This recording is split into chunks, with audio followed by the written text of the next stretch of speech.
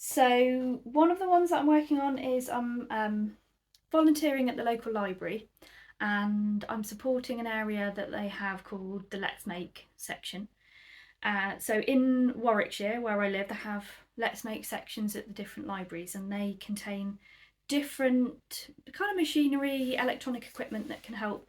So where I live, they have a 3D printer, they have a Silhouette Cameo paper and card cutting machine, they have filming equipment, microphones, iPads, all sorts of things. And it's not very well known, and it's quite difficult to explain what sorts of things you can do on the different machines. So what I said I'd do is maybe try and demonstrate what sorts of things you could make. So there's a cabinet, and I'm starting to come up with some ideas and create some different things. So one of the things is I thought might be quite useful to demonstrate is a 3D printed leather stamp. So I'd found a design on, I think it was on Thingiverse, and I thought it'd be a really nice one sort of for the front of a book cover. So I've tried embossing it using the leather side. Got some quite a scrap of quite thick leather, and then leather side, and then also the suede side. So that's one thing. And the next item I'm doing for the library is a design for a paper cut. So that's the next thing to work on, but I'm going to take these into the library. Okay, so one of the other things I like to make is different journals, and I thought I'd experiment a little bit. And this journal is going to be a complete junk journal.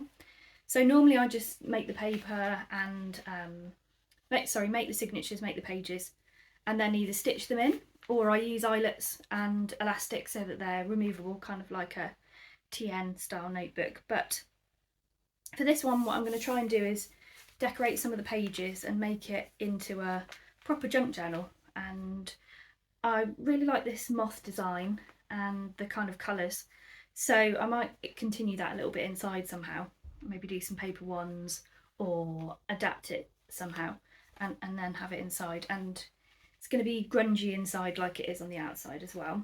So that's one thing, and I might do a video, so let me know if that's something that you're interested in, and maybe I'll prioritise doing a video based on how I'm decorating the inside. And kind of linked to that, I thought I would, because I really like bullet journaling, and I couldn't really work out how best to do bullet journaling to kind of create a book that you could do bullet journaling, because you just need loads and loads of pages. So I thought instead of creating a book, I would create a book wrap, which it turns out you have to design quite carefully so that how it wraps around the front still looks interesting as a design. So this is how far I've got.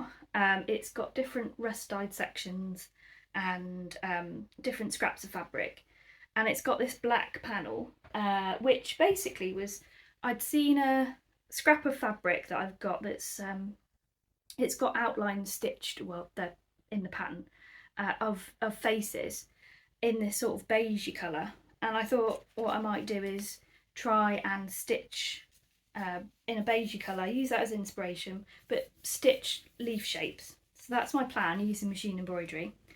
So I'm going to finish that at some stage. So that will be one of my works in progress. At the moment, the bullet journal I'm using is actually bigger than this, but I'm hoping to get this finished for when I've finished the next journal and transfer that over. So that's another work in progress. And this is actually a project that I've finished. Occasionally I do actually finish them.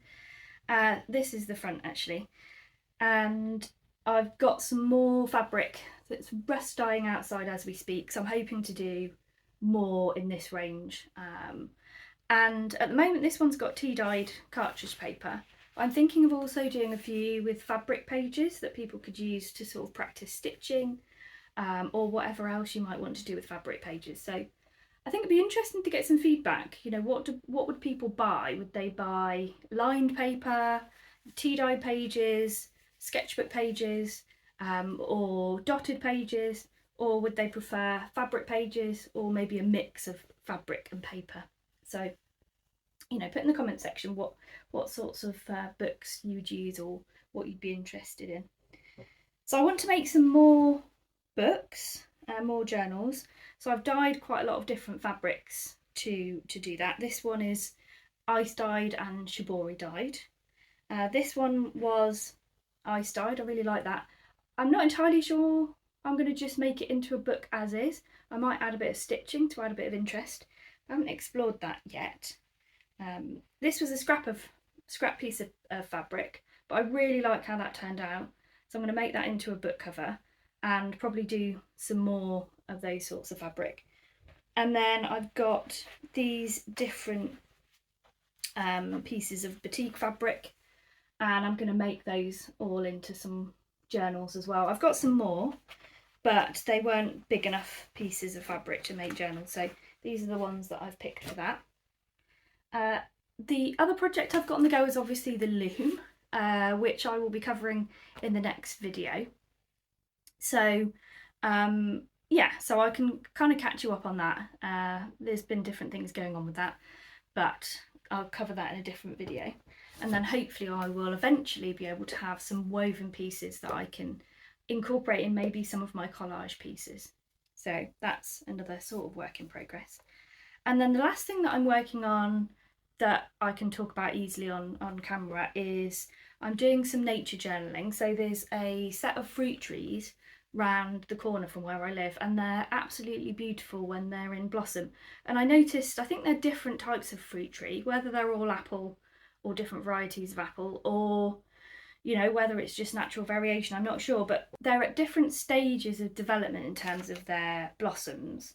So what I've done is call them tree 1, 2, 3 and 4, and I'm going to just sketch because it would be really nice to sort of see the progress. And often with blossoms you kind of go out there and you know you haven't really noticed, and then all of a sudden they're in full blossom and the next time you see them it's all gone. So I thought it would be really nice to sketch, you know, the different trees and the different progress from sort of leaves or buds or blossoms. And at the moment I think there's 2 that are still without any blossoms, and then the others have quite different blossoms from each other. So I've started sketching them. This is one of them, and yeah, they're quite sort of different forms. This one is kind of really quite small, neat little bunches of leaves and blossoms, whereas the other one that's in blossom, or one of the other ones that's in blossom, it kind of reminds me of seaweed. You've got this big bunch of just this whole kind of mess of leaves and buds and other random stuff that you can't really make out what it is, and it's kind of hanging off like a big pom-pom on these trees quite randomly, and they're really quite different, and actually the forms of the trees are quite different as well. So I have started sketching out some of the forms of the trees as well.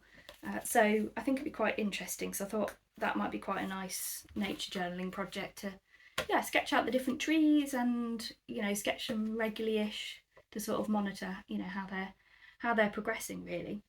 So that's, yeah, those are the works in progress that I'm working on at the moment. Be interesting to hear about what you're working on. Are you working on anything similar to any of mine?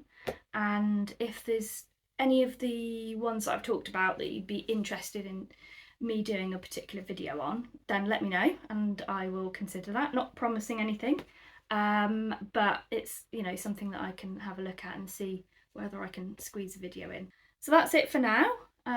So I'll see you in the next video, which will hopefully be back about my loom again. Fingers crossed.